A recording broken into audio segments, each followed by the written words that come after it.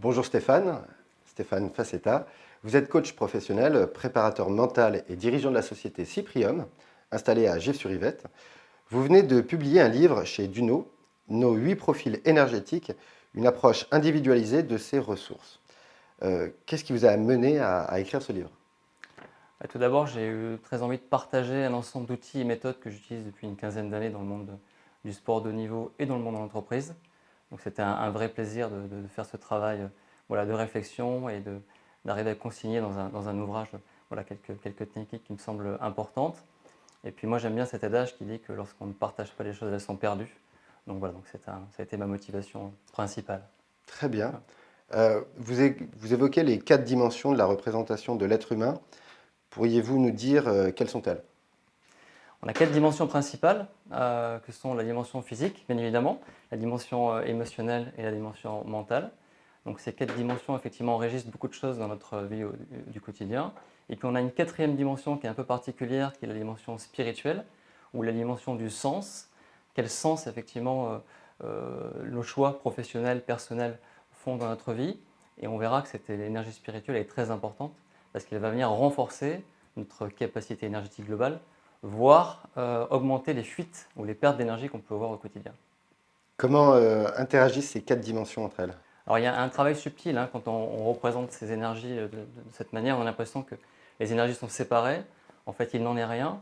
Toutes ces composantes sont liées entre elles. Et donc si je prends un exemple assez classique de la respiration, que tout le monde connaît, lorsque je respire, je fais une respiration relaxante, ben, je vais détendre mon corps, tout ce qui est tendineux musculaire.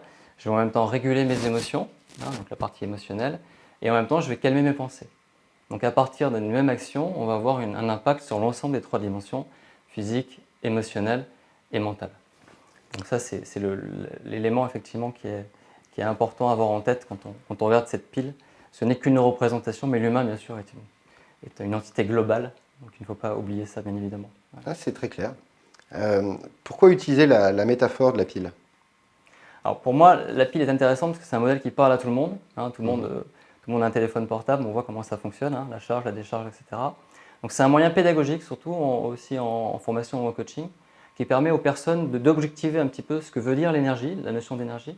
C'est un concept assez large, hein, on dit souvent je n'ai pas beaucoup d'énergie ou voilà, on dit d'ailleurs mes batteries sont à plat. Voilà. Et c'est suffisamment large pour avoir des difficultés par la suite à savoir comment gérer son énergie sans rentrer trop dans les généralités, effectivement, qui peuvent être du style bon, il faut bien manger ou il faut bien dormir, qui sont très importantes bien évidemment, mais arriver à trouver des stratégies individuelles qui dépendent de chacun et qui permettent vraiment de savoir s'il faut dépenser plus d'énergie, en récupérer plus, et si oui, sous quelle dimension. Et ça, c'est vraiment très important pour moi de l'expérience passée sur arriver à être beaucoup plus précis dans les recommandations qu'on peut faire dans le domaine professionnel ou dans le domaine privé. Et plus adapté à chacun, je suppose. Exactement. Il n'y a pas vraiment de recommandations générales, malheureusement. On aimerait bien, et c'est la raison pour laquelle j'ai développé voilà, un certain nombre d'outils qui vont aider en ce sens. Ben, très bien. Pouvez-vous nous décrire quelques grands principes de notre énergie? D'accord. Donc le premier grand principe pour moi, qui a été utilisé d'ailleurs par d'autres personnes par le passé, hein, c'est la notion de dépense-récupération. On ne peut pas stocker beaucoup d'énergie à l'avance, hein, c'est le problème, on aimerait bien. Donc on est obligé de dépenser son énergie pour la récupérer. Et c'est finalement le ratio de la dépense d'énergie et de la récupération qui fait qu'à l'instant T, on a une énergie disponible. Et ça c'est important parce que dans les moments difficiles de la vie, pro ou perso, effectivement c'est les réserves qu'on a qui nous permettent de faire face aux difficultés. Donc le fait de dépenser l'énergie avant de la récupérer, c'est un concept qui n'est pas forcément intuitif, hein. C'est assez contre-intuitif. Donc je prends juste l'exemple du physique, hein. S'il suffisait d'être allongé dans son canapé toute la journée pour avoir de l'énergie physique, ça se saurait. Non, on est obligé de dépenser son énergie d'abord pour la récupérer ensuite. Donc ça c'est le premier principe. Le deuxième principe, on l'a déjà évoqué, c'est le fait que toutes nos énergies sont liées les unes avec les autres. Donc c'est important, ça veut dire qu'on peut travailler l'énergie à distance d'une autre. Je travaille sur mon corps, j'assouplis mon mental.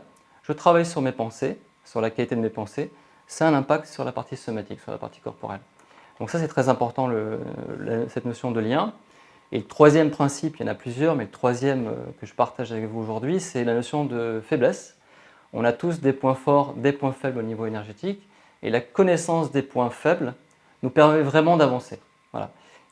Et surtout d'avancer pour pouvoir faire face aux situations les plus complexes. Souvent, quand on est en état de stress important, lorsqu'on est dans une situation à enjeu, malheureusement, on va quelquefois être en échec parce qu'une de nos composantes, qui est la plus faible en termes d'énergie, va nous faire défaut. Et ça, c'est très important pour moi de la connaître, de la renforcer pour avoir voilà, une capacité énergétique beaucoup plus importante dans les moments de la vie. C'est la première fois que j'entends le terme intelligence énergétique pour parler de l'énergie humaine. Pouvez-vous nous la définir? Donc, j'aime bien cette notion d'intelligence. L'intelligence est beaucoup plus utilisée, l'intelligence émotionnelle, tout le type d'intelligence. Pour moi, l'intelligence énergétique, c'est la capacité d'abord à se connaître, la capacité à faire les bons choix par rapport aux objectifs qu'on se fixe. Si je suis dans une réunion importante en jeu, par exemple, est-ce que je suis dans le bon état pour pouvoir faire cette réunion? La veille de cette fameuse réunion, est-ce que je fais certains choix alimentaires? Est-ce que je fais certains choix d'activité? Qu'est-ce que je laisse comme pensée dans mon mental? Quelle personne je vois? Ça, c'est des choix qu'on va faire qui vont nous permettre d'être beaucoup plus efficients et efficaces le lendemain, par exemple. Dans le sport de haut niveau, c'est la même chose. La capacité, effectivement, à bien se connaître et à faire certains choix fait qu'on va atteindre beaucoup plus facilement certains objectifs. Ça, c'est le premier point. Et deuxième point qui, pour moi, est très important, c'est aussi le fait de pouvoir faire des choix qui vont nous permettre d'avoir de la réserve. Voilà, c'est-à-dire faire une performance en entreprise ou dans le monde du sport de niveau one shot, une fois, c'est très bien. Par contre, la reproduire dans le temps, ça c'est un vrai challenge. Et c'est un peu ce qui caractérise les sportifs de plus haut niveau ou les grands dirigeants ou des gens dans l'entreprise qui sont performants, c'est qu'ils sont capables de reproduire la performance. Donc c'est pour moi l'intelligence énergétique, c'est vraiment ça, c'est la capacité à faire les bons choix, à se connaître et à choisir les bonnes stratégies qui nous permettent d'avancer dans la vie pour atteindre nos objectifs divers et variés. C'est en quelque sorte des process personnels pour être mieux dans son corps et dans sa tête. Tout à fait, c'est ça. Très bien. Vous avez élaboré un questionnaire qui détermine le profil énergétique de chaque personne, le profil SECI, si je ne m'abuse. Pouvez-vous nous en dire plus? Alors l'idée c'était d'arriver à objectiver, comme je le disais tout à l'heure, objectiver à être beaucoup plus précis dans les recommandations individuelles. Donc là le questionnaire qui est dans l'ouvrage, c'est un questionnaire qui nous permet déjà d'avoir un premier profil, donc un profil parmi les 8 qui sont présentés. En fonction du profil que nous avons tous à titre individuel, mais on va avoir des recommandations particulières. Donc ça c'est l'intérêt, c'est d'arriver à être beaucoup plus précis dans les recommandations.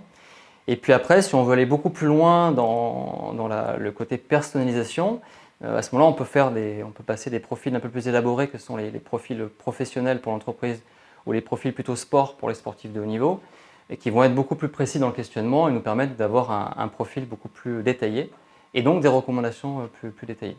Et plus précises, plus ciblées à la personne. Tout à fait, ouais. Une fois qu'on connaît son profil, quelle stratégie peut-on mettre en place? Donc les stratégies, elles sont effectivement soit au niveau individuel, donc la capacité donc, de mettre en place certaines routines, de faire certains choix au quotidien, comme je le précisais tout à l'heure, soit au niveau d'un collectif. Dans le monde du sport, il y a cette culture de travailler aussi sur le collectif et notamment sur la connaissance des points forts et des points faibles, on va y revenir après. On connaît tous nos points forts dans le monde du sport ou le monde professionnel. En revanche, on a souvent moins de connaissances sur les points faibles et pouvoir effectivement les partager et savoir sur lesquels on va renforcer en priorité, c'est un point qui me paraît essentiel en équipe, donc que ce soit dans l'entreprise ou dans le monde du sport. Vous faites un lien entre l'énergie, fatigue et stress. Comment ça fonctionne concrètement? Alors, pour moi, il y a un lien qui est évident et qui est vraiment lié d'abord à la fatigue. Donc, quand je suis fatigué au quotidien, j'ai tendance effectivement à avoir un niveau de stressabilité qui est beaucoup plus important. Et si mon stress augmente, mon énergie est perdue. Je perds de l'énergie. Donc, il y a un lien direct fatigue, stress, énergie. Et ce que j'ai remarqué, c'est que lorsqu'on travaille prioritairement sur la notion d'énergie, on va bien évidemment baisser le niveau de fatigue et baisser le niveau de stressabilité. Donc pour moi, c'est beaucoup plus efficace de travailler en priorité sur l'énergie. Bien sûr, après, travailler des techniques de gestion du stress qui vont être complémentaires et qui vont renforcer le niveau d'énergie qu'on va pouvoir récupérer. Et donc diminuer la fatigue et maintenir l'état de santé. Ça, c'est très important.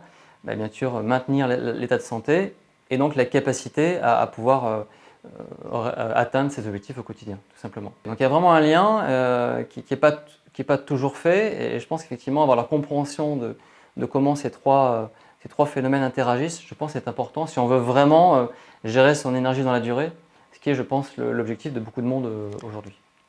Quel parallèle faites-vous entre l'athlète de haut niveau, le manager, le dirigeant d'entreprise? Pour moi, c'est un peu le même combat, hein. C'est-à-dire que dans les deux cas, les gens recherchent effectivement à être endurants, hein. En entreprise, dans le sport de haut niveau, on cherche vraiment la performance.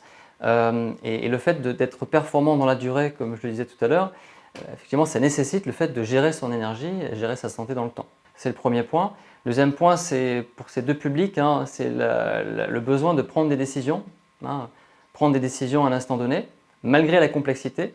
Donc la gestion de la complexité, ça c'est un élément qui est important. On ne peut pas gérer la complexité et prendre des décisions si l'énergie n'est pas présente. Si on a des faiblesses ou une fatigue importante au niveau cognitif, si au niveau émotionnel on est très impacté par différentes choses, ou si au niveau physique on a une fatigue importante. Donc voilà, pour moi les deux publics, sportifs de haut niveau et dirigeants, managers, ont vraiment cette recherche d'efficience, c'est-à-dire pouvoir être performant dans la durée, mais en gardant de la réserve. Il ne s'agit pas de finir un projet, d'être sur les genoux et pas pouvoir démarrer le projet suivant. Et pour un athlète, il ne suffit pas d'avoir terminé une épreuve, il faut pouvoir peut-être être capable de participer à l'épreuve suivante. Donc voilà, même combat, même recherche d'efficacité. Et c'est la raison pour laquelle l'énergie, pour moi, est vraiment le point commun entre ces deux publics. Alors, cette gestion de l'énergie peut être appliquée au niveau individuel, ça on l'a bien compris, mais également au niveau d'un collectif, d'une entreprise, d'un club de sport. Est-ce que vous pouvez nous éclairer un petit peu sur ce sujet? On a beaucoup parlé effectivement de la partie individuelle, hein. Ce qui est très intéressant, c'est de pouvoir effectivement appliquer cette notion à un collectif d'individus et pouvoir, comme je disais tout à l'heure, s'appuyer effectivement sur les points forts, c'est très important, des individus, et aussi pouvoir corriger les points faibles, parce qu'on le sait tous, dans des situations très challengeantes, bien sûr que les points forts sont aidants, mais c'est les points faibles qui font la différence. On le voit dans le haut niveau, on le voit dans l'entreprise. C'est le fameux maillon faible qui fait que, voilà, à un moment donné, dans une équipe, voilà, il y a une contre-performance. Et donc au niveau d'une équipe, effectivement, c'est une démarche qui peut être intéressante à déclencher dans le cadre de séminaires ou dans le cadre de formations notamment. Oui, en fait, c'est un peu aussi l'idée, c'est de gérer les failles de nos zones énergétiques, si je peux dire, et d'en faire une force. Tout à fait. On n'arrivera jamais effectivement à faire de nos points faibles des forces du même niveau, mais au moins dans certaines situations ne pas perdre notre maîtrise pour justement pour ne pas avoir travaillé suffisamment les points faibles qu'on a pu identifier. Ça serait dommage. Voilà. Eh bien, Stéphane, merci pour toutes ces explications. Concrètement, où est-ce qu'on peut te joindre? Comment peut-on te contacter? Il y a un site qui a été réalisé qui s'appelle c8.fr, donc qui permet d'apporter des éléments. Donc il y aura de plus en plus d'informations sur ce site, hein, à partager sur l'énergie en général. Donc, ou tout simplement les recommandations dans l'ouvrage qui vient de sortir chez Duno. Voilà. Eh ben, au plaisir de vous revoir. Merci beaucoup pour votre invitation. Et à très bientôt. Au revoir. Merci Stéphane.